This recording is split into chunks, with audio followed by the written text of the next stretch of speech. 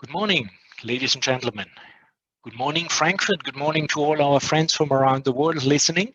We have registrations from almost 10 countries around the world. A healthy and a happy 2021 to all of you. It's our first Food for Thought, our financial center breakfast in virtual form for this year. And it's the 24th, which we do together with the Association of the Foreign Banks in Frankfurt. And well, very many people say breakfast is the most important meal of the day because it decides on your level of energy. But I guarantee you a high level of energy today because our guest speaker is no less than Professor Dr. Beata Javorcik, Chief Economist of the European Bank of Reconstruction and Development, EBRD, in London. She's at the moment on leave from the University of Oxford, where she was the first woman to hold a statutory professorship in economics. About time, I dare to say, that she, alongside other renamed economists such as Geeta Gopinath of the IMF, are the new and fresh faces of economic ladies that broke the glass ceiling.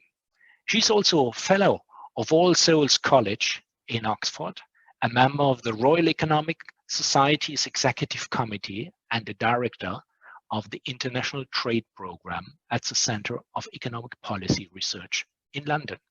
Before she took up her position at Oxford, she worked at the World Bank, where she focused on lending operations and policy advice.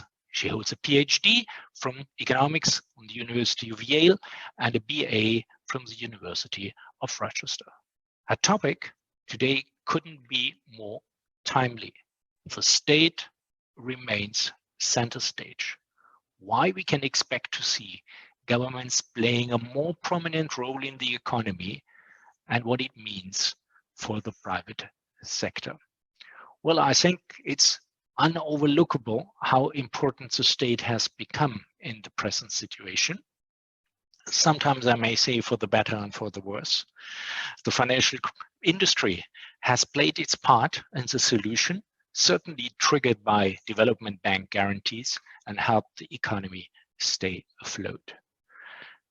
Dear audience, please feel free to input your questions during the speech in Zoom.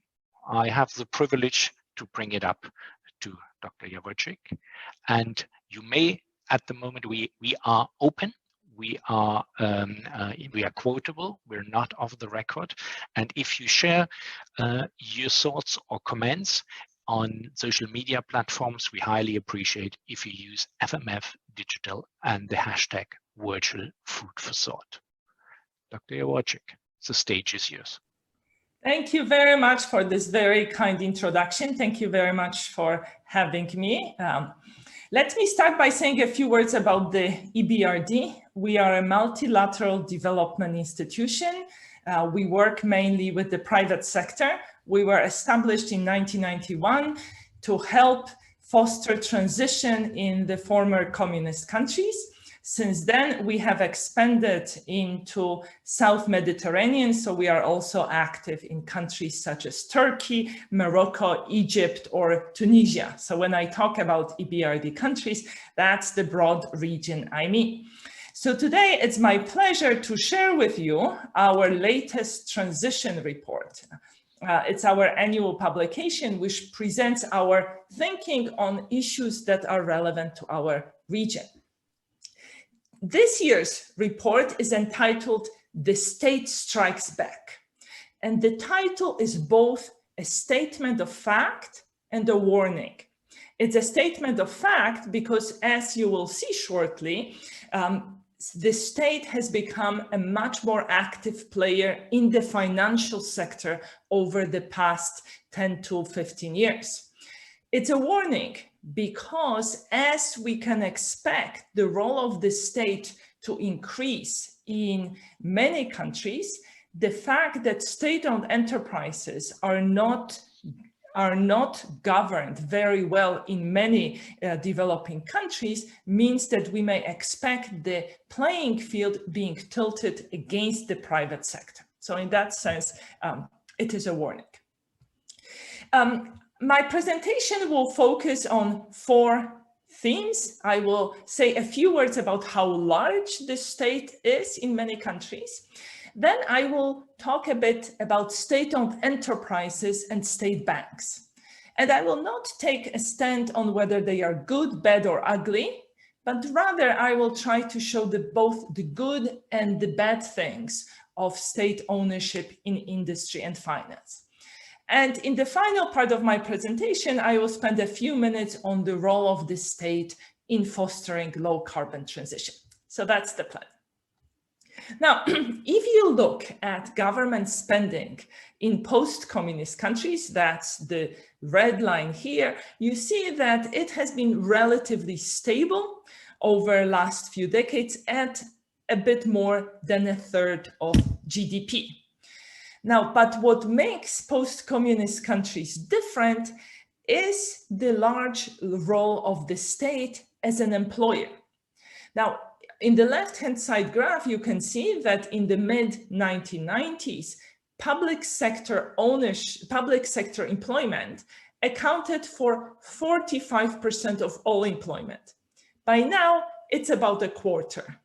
However, as you see in the right-hand side graph, in post-communist countries, which are depicted often with the red dots there, public share of employment is larger given the size of the state in those countries. So given the share of government spending in GDP, state employment is about 7 percentage points higher than in economies of similar characteristics.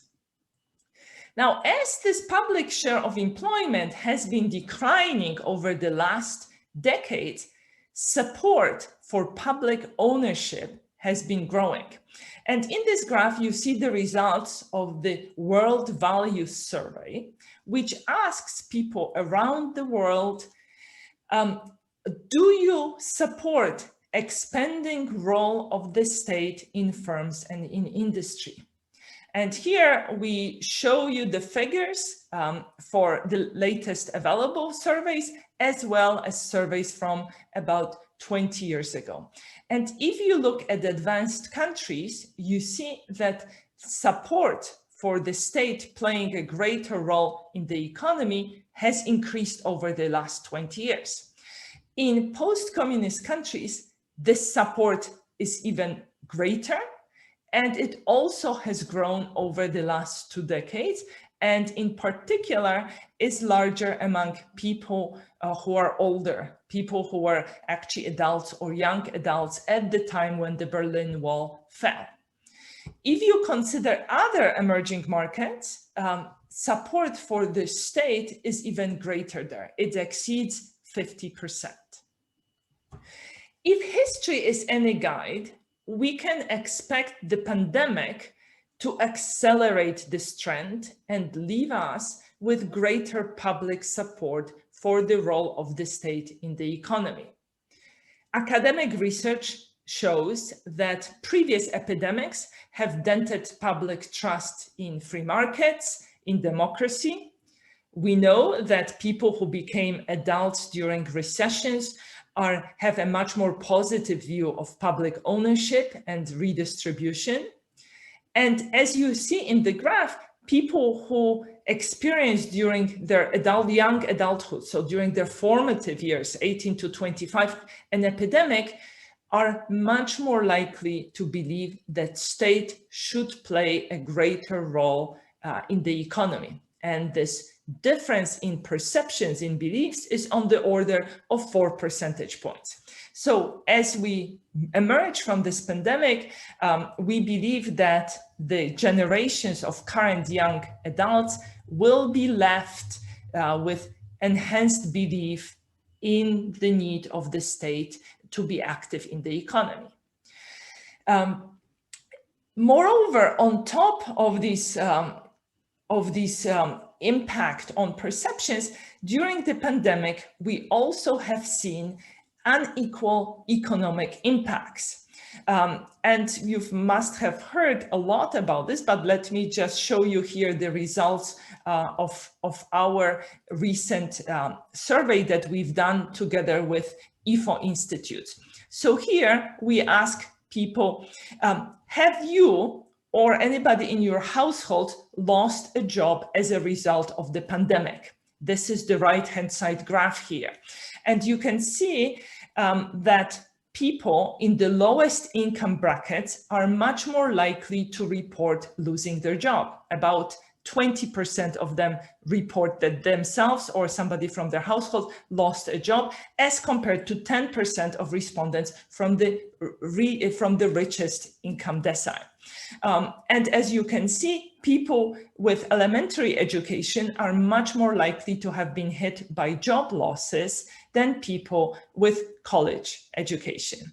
Now, the blue bars in the right-hand side graph depict answers for emerging countries where EBRD operates, while the white dots show the figures for advanced economies. And you can see that this pattern is also present in advanced economies, but it's somewhat less pronounced, and the scale of economic impact is much lower. Now, and this matters because people who make less money or have less education are less well-positioned to bear risk. And in the left-hand side graph, you see results of a survey which ask people, how willing are you to take risk? And 30% of people in the lowest income bracket said, we are unwilling to take any risks. While as you move along the distribution of income, people become more and more capable and willing to take risks. And this is not surprising because people who make little money typically don't have a savings buffer that would allow them to deal with risk. Now, another interesting finding emerging from those surveys is that support for democracy is much stronger than support for private ownership. So the same surveys, World Value Surveys, if you ask people, do you believe it's important to live in a democracy? 3/4 of people in most countries would tell you. Here you see one exception, Lebanon. However, if you ask people, should we see greater expansion of private ownership in industry and in firms, the support is much smaller. It's in many countries, it's around 50%. It's often below 50%. Only in countries such as US, Japan, Denmark, or Switzerland is greater than 3/4 of respondents. So basically what the pandemic can do is to shift the majority view in favor of state playing a greater role in firms and industry, away from the view that it's the private sector that should be playing the key role there. Now, let me move on to state-owned enterprises. Historically, they have been very important in post-communist countries. They still continue to be important, and they tend to account for about half of public sector employment. They tend to be found in sectors such as utilities, transportation, and energy.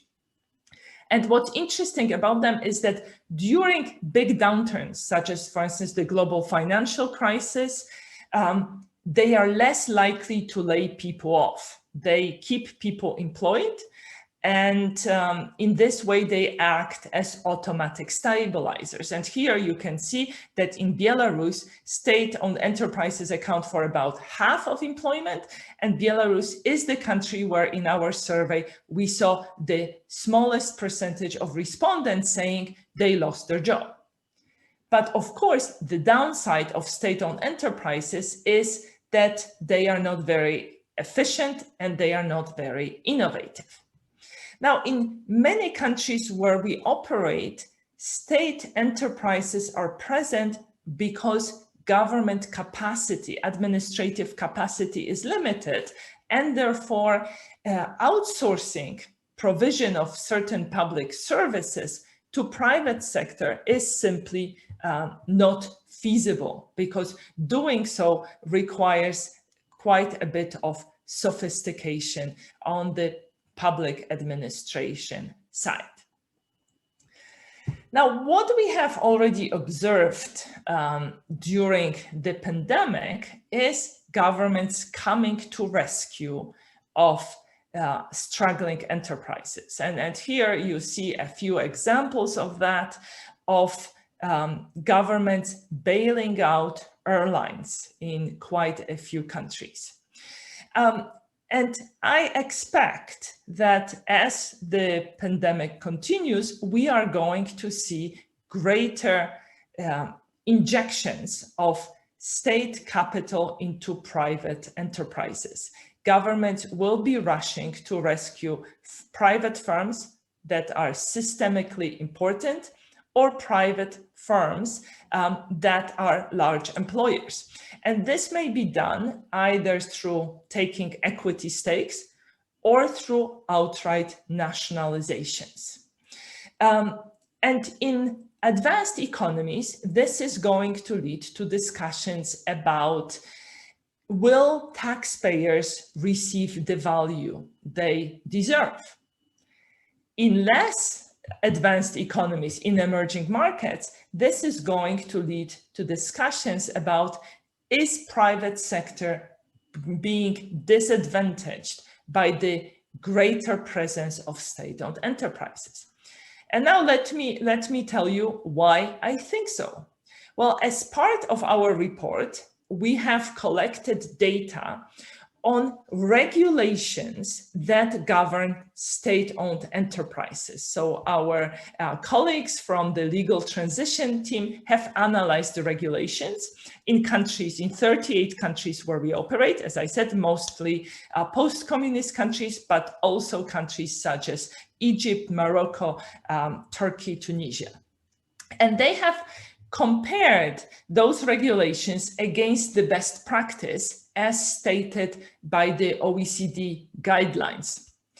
And the picture that emerges is not very pretty. The first thing that you see is that only in about half of the countries, there are legal provision for separation of state ownership from regulation. In almost half of countries, the ministry, for instance, the ministry that is the owner of SOEs is also the regulator in the sector.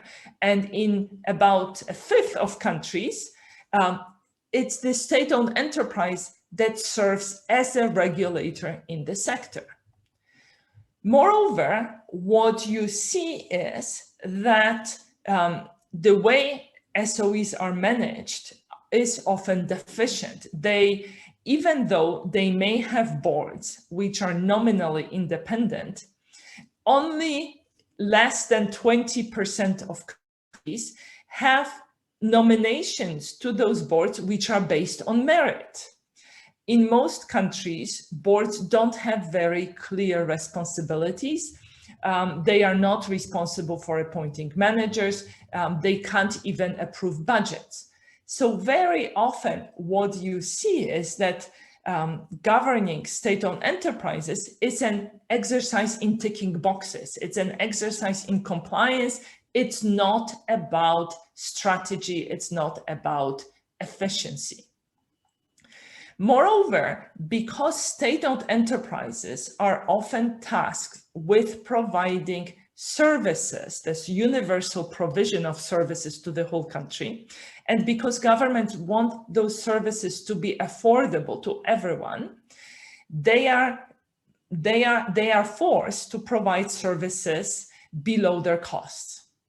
But they are not getting explicit budgets for those subsidies, but rather they are just providing services below cost. They are making a loss, and then they have to be bailed out by governments. And then again, they have no incentive to become more efficient because they know they will be bailed out by the government. So there is this vicious cycle of non-transparent obligations and government bailouts. And as you can see here, only a third of countries have rules that force SOEs to disclose costs that are related to obligations imposed on them by the state. But perhaps what's the most troubling is that about 20% of countries, only 20% of countries, have regulation that prevents state-owned enterprises from getting financial advantage, unfair advantage over private sector. So in other words, in many places, state-owned enterprises benefit from lower tax rates, they benefit from access to loans at concessionary terms, they are able to purchase inputs, often from other state-owned enterprises at below market prices. And this is this danger that greater role of the state will make life for private firms more difficult. And of course, this has implications for long-run productivity and hence growth. Now, let me move on to state banks. State banks have been on the rise since the financial crisis. And you can see here that they account for majority of bank branches in many countries. So in Belarus, they account for more than 80%, in Tajikistan for about 3/4, in Russia for about half. And this emergence of state-owned banks became particularly visible after the global financial crisis. So in this graph, you see we plotted assets of state banks and private banks. We used publicly available databases. So these are figures, global figures for banks that we could find in those databases. And we normalized their assets to 100 in 2004. And what you can see is that up till the financial crisis, increase in assets of state and private banks was happening hand in hand. But then the crisis changed that. After the crisis, private bank assets have remained more or less constant. But at the same time, we saw a big increase in assets of state-owned banks. And this increase continued up to 2014 and then has stabilized afterwards. In countries such as Belarus, Russia, Ukraine, state banks are responsible for about half, for more than half of all assets. This is also true in places such as China and India. And if we cut the data differently, if we focus, for instance, on just post-communist countries, the picture would be the same. This rise of state-owned banks seems to have been a phenomenon that's not restricted to a particular region. Now, what that also means is that state-owned banks have lower returns on assets. And that's not surprising because, as you can see in the right-hand side graph, they have a higher share of non-performing loans in their portfolio. So basically, the government had to step in during the crisis. After the crisis, those state-owned banks took on those non-performing loans, and that meant that they became less profitable as measured by return on assets. Another way you can see that state banks stepped in during the crisis is by at annual credit growth in private banks, in foreign banks, and in state banks. And you can see here that in general, globally, private banks were lending less in 2008 and in particularly in 2009. They retreated during the global financial crisis. And at the same time, in those years, you see increase in lending by state banks. So basically, as private banks retreated, state banks stepped in and continue lending in 2008 and 2009. Now, another sort of positive thing, this was a positive thing because that kept the economy going during the financial crisis and immediately afterwards. Now, another positive side of state-owned banks is that they have a greater risk appetite. Yeah, I mean, if you are cynical, you may say they have a greater risk appetite because they know that if need be, they will be bailed out. But this greater risk appetite means that they are willing to extend credits to borrowers who have difficulties obtaining loans from private banks. And in this right-hand side graph here, we zoomed in on Turkey. We looked at loan level data. And what we found was that private banks are much more likely to require collateral. That's the case for about 3/4 of 80% of their lending, regardless of firm age. State banks in general are less likely to require collateral, and they are willing to lend to young firms, firms that have just started operating, firms that have no credit history, and they are willing to lend them without collateral. And that means that this greater risk appetite is stimulating firm entry, is stimulating startups, so that's a good thing. But there's a dark side to state-owned banks. And the dark side is related to political interference. So here we again zoomed in on Turkey, and we looked at locations where local elections were closely contested.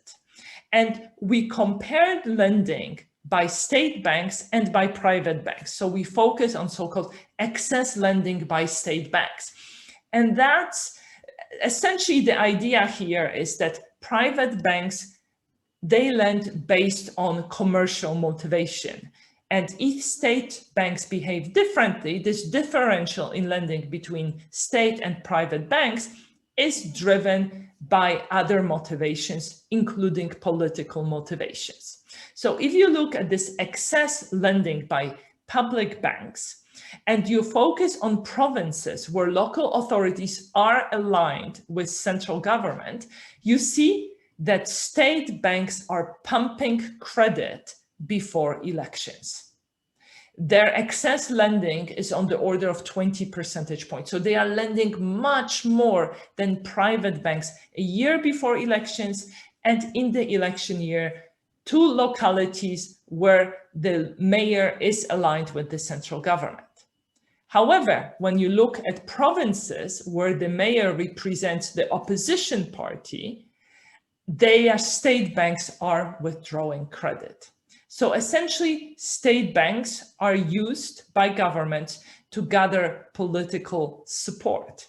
Now, that's problematic because this is, abuse of political power for private gains, but it's also problematic because this leads to misallocation of credit. Credit is not going where it would find the best use, and this will result in lower long-term growth.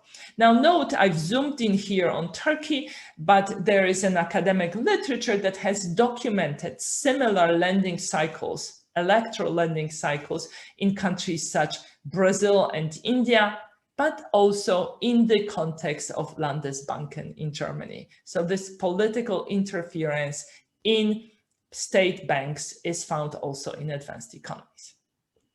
Now, let me say a few words about the role of the state in low carbon transition. Now, in Europe, this is something we hear daily about. Europe is very ambitious in its goals. But let me first look at Paris Agreement and commitments made in the context of Paris Agreement by countries, the dark blue by countries where EBRD operates. And here we look at the so-called nationally determined contributions. So these are commitments countries made to lower their emissions. And in this graph, we depict where countries are in terms of their GDP emissions intensity in 2010. So these are the bars. And the lines show you our estimate of where they will be if they implement commitments. So you can see that actually most countries committed to lowering their emission intensity. And we also include here countries such as China, US, and the UK. However, if you look at what these commitments mean in absolute terms, in terms of the total volume of emissions, emerging markets where the EBRD operates essentially will see an increase in emissions. These are emerging economies. These are economies that tend to grow faster. So even though they decrease their emission intensity per unit of GDP, because they are going to grow, we will see an increase in emission in absolute terms. So that now we also looked at the report at the legislation these countries have adopted. There has been a lot of legislation adopted globally in Europe, in the EU, but also in these emerging economies. And we basically say that these new laws have reduced emissions of CO2 by only 12%. So actually these countries are not being very ambitious so far when it comes to green transition.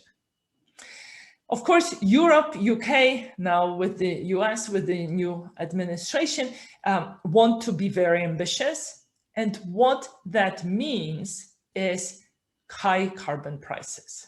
Right? The estimates that we have say that carbon prices need to be between $40 and $80 per ton of CO2 equivalent. This is between these two lines that you see. Very few countries have carbon prices in that range. So basically, we will have to see increase in carbon prices.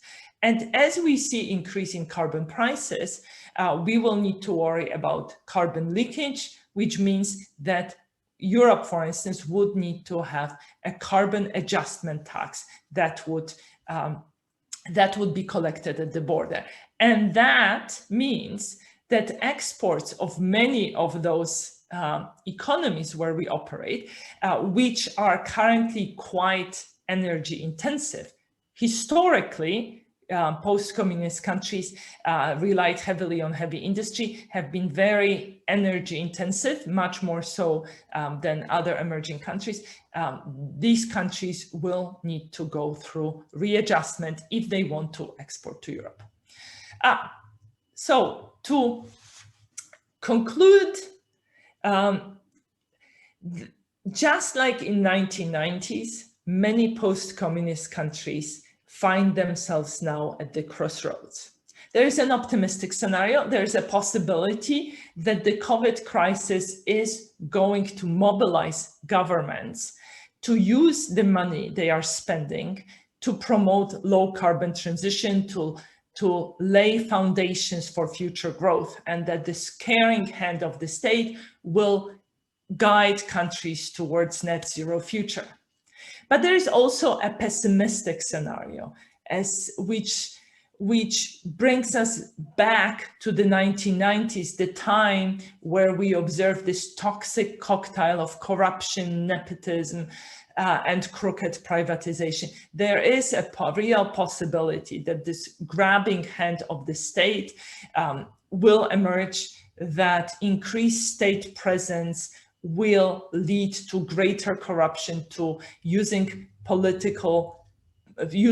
state ownership for entrenching political interests, and will tilt the playing field against the private sector.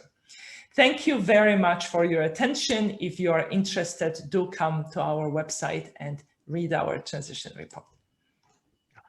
Thank you so much. It's been absolutely amazing, very comprehensive overview on the subject matters. Thank you so much. And whilst our audience has now the opportunity to raise a question, the first one's already coming in. I'd like to get a little bit of a better understanding. You sort of at the site mentioned something like a carbon adjustment tax, which you foresee will happen. What's about it? So as firms manufacturing in the European Union, for instance, have to pay to emit gases leading to climate change, they may have an incentive to move their production outside the European Union to avoid paying such taxes. So from the European perspective, to avoid this movement, we need to make sure that imports coming into the EU are not polluting, right? So in a sense, we don't want to create pollution habits. I think in practice, this is going to matter very much for a handful of industries. So steel, aluminum, perhaps cement, plastics, some part of pulp and paper. But, you know, we can think of this also as an opportunity. So take a country like Albania. In Albania, 97% of electricity comes from hydropower. Albania has lots of potential for renewables.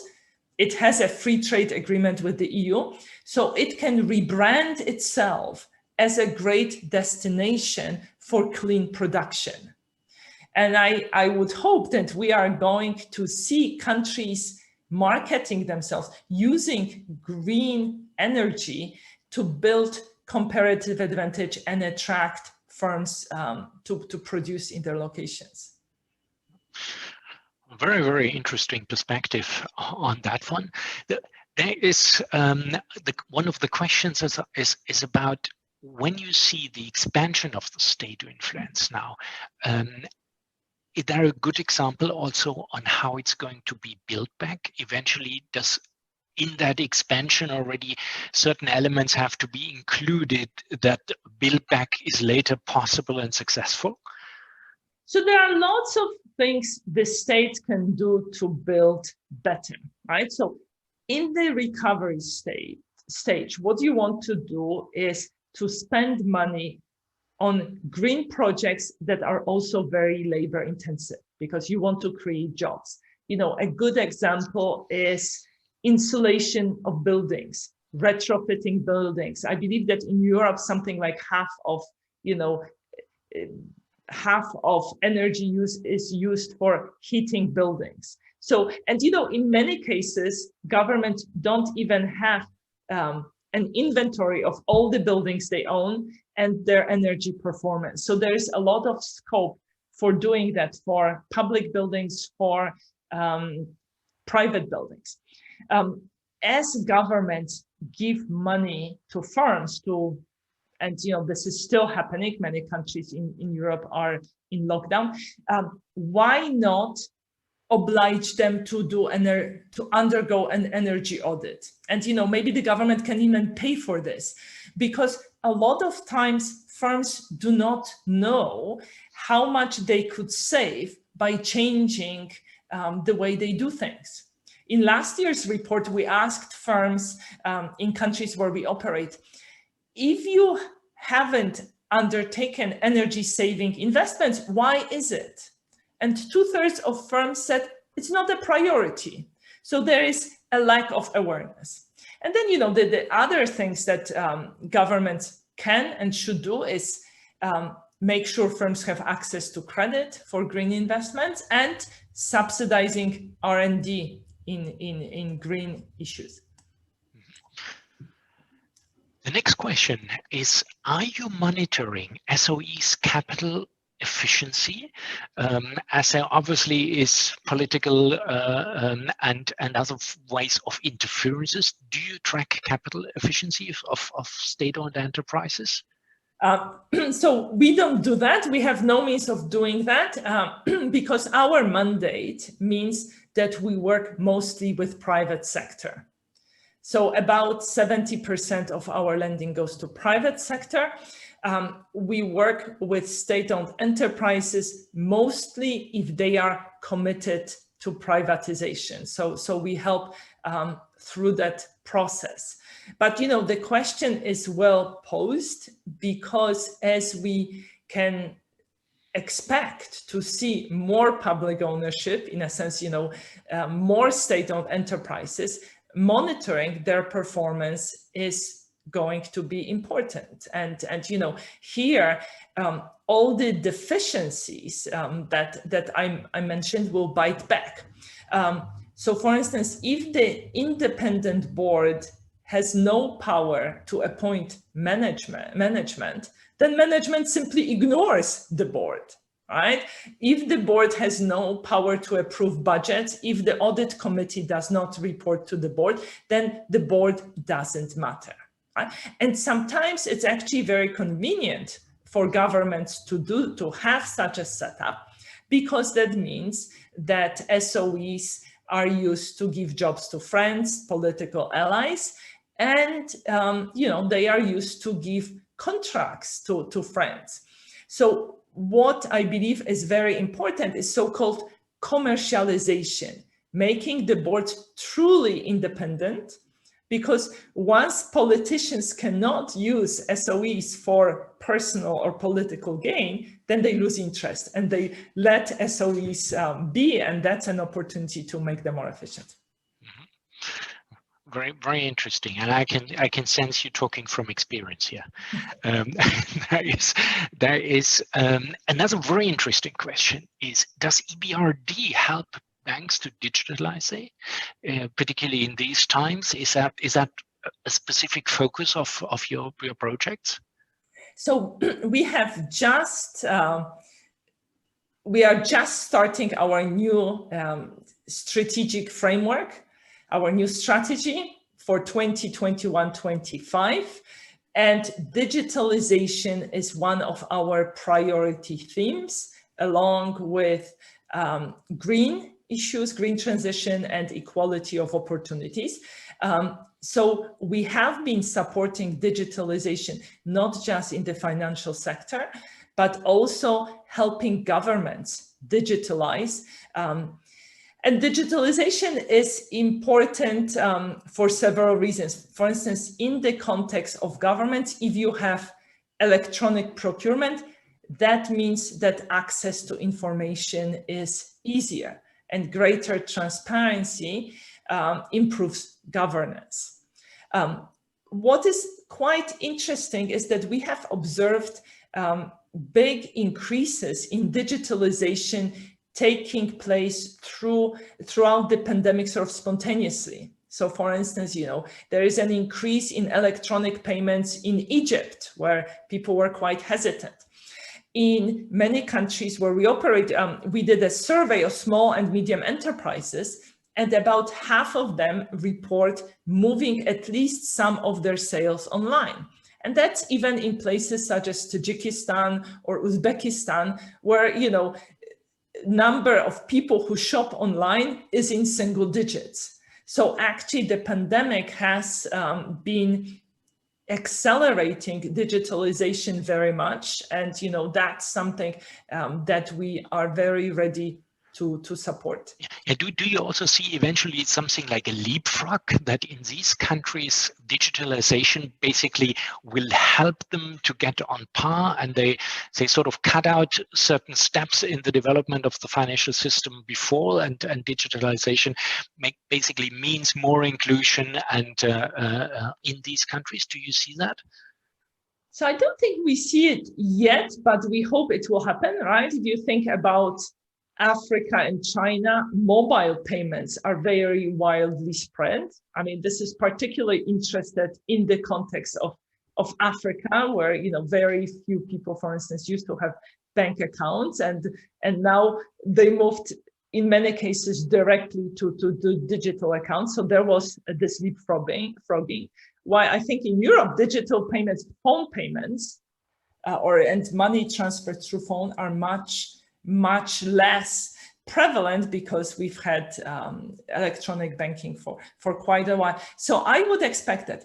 Now note that this digitalization and working from home, which is in a sense another form, another aspect, another trend that has been accelerated by the pandemic, is going to create opportunities for countries to export services. Right? So, a firm in London or Frankfurt, now that many of its workers are working from home, and from what I hear, this hybrid setup, partially work from home, only partially work in the office, where office is viewed as not a place of work, but place of collaboration. This will continue And that means that this firm from London or Frankfurt does not have to limit itself to workers in London or Frankfurt, or even in Britain or Germany. Why not hire somebody from Moldova or Poland or Western Balkans? So I would think that we are going to see increase in exports of those services because of workers being located somewhere else. And that would give a big push for further integration in Europe, certainly. You mentioned China. Payment system then and the strong adoption. There is another question which refers to China and saying that what we see now in China is that SOEs come faster out of the crisis. They recover faster. Do you see the same happen in the countries you're observing in Eastern Europe, the former communist state, that there is a faster recovery in SOEs than in the private sector? So we don't have the data, but what we see is that SOEs tend to do better during the crisis. For instance, they keep people employed. And that is because they can count on, in many countries, on bailouts from the government. So this is this automatic stabilizer part. And in many countries, there is this sort of implicit agreement. SOEs provide stable employment, even if they don't pay particularly higher wages. And what you also see is that they provide employment in regions which are lagging behind. So this is a way also of supporting lagging behind regions. Of course, in some countries which are not models of democracy, high employment in SOEs may give governments an opportunity to control people should there be dissatisfaction with political situation. So this is this potential for dark side of state-owned enterprises. What you also see in many countries, including in democracies, is that SOEs tend to purchase advertisement services from media outlets which are friendly to the government. And for instance, there was very nice research on that done in the Central European University in Hungary. They may be used by the government to outright purchase media outlets, purchase ownership. So there is always this risk with SOEs that they may be used for political reasons, in addition to their less impressive performance in terms of productivity. But as I said, during downturn, they act as automatic stabilizers. Yeah. I don't want to hide from you one of the chat contributions. Very great presentation, Beata, very professional and very insightful. And I take the next question also in that context, because it's a question, well, is EBRD also moving out of London onto the continent and hopefully, of course, to Frankfurt? No, we are not moving. So we are called European Bank, but we actually have global shareholding. So for instance, countries such the US, Canada, Japan are our shareholders. We are majority owned by the EU, but we are not an EU institution. So we have no plans to move out of London. We have plans to move to Canary Wharf from the City of London in 2022, where we'll have our new headquarters. And of course, we have offices in countries of operations as well. Last question for today, as we are approaching the sort of final 5 minutes. You very nicely highlighted the governance issues, particularly also in state-owned enterprise, but also in banks. We talk a lot about ESG, and ESG has the G for governance. And if the state is promoting ESG on all ends, what has the state have to do to strengthen its G for its SOEs and its state-owned banks? That's $1 million question, right? So our last year's report was devoted specifically to the issue of governance. And what you see in countries where we operate is this persistence governance gap. The quality of their institutions is lower than in other emerging markets with similar per capita income. In the context, for instance, of the new EU member states, you saw a lot of improvements in governance, a lot of reforms prior to EU entry. And then this enthusiasm, this zeal to reform disappeared. And it is a very difficult question, how do you bring it back?